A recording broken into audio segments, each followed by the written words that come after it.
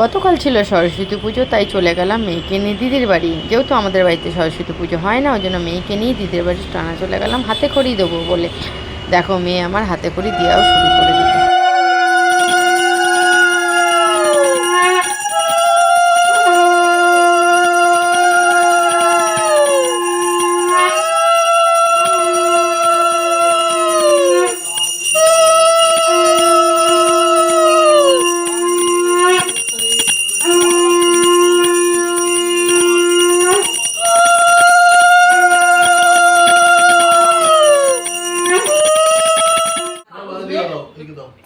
এদিকে দাও ওম লেখো ওম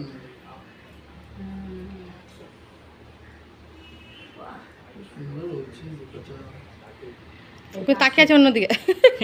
বাহ, সরস্বতীর দিকে তাকিয়ে লিখছো। এবার আর লিখবে না, হাত ছড়িয়ে দিচ্ছে, ও লিখবে। একটু একটু একটু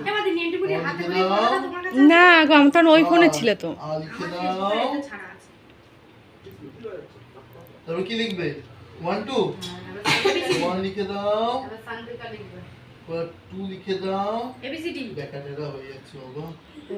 এবার কি বাকিটা আমি মামা দিলে টানটা শুনি না। না চলো মা, চলো তারপর আমরা লিখবো মামা। যে সকাল থেকে ছিল সে আর নেই। অনেক ঘুমিয়ে পড়েছে। হ্যাঁ এখন আর আসছে না। ধরো মা ধরো ঠিক করে। আমার বাবা এখন কাছে মাথা খারাপ না না বলছি ঘুরতে ক্যামেরা মামা নাচো নাচো নাচো। না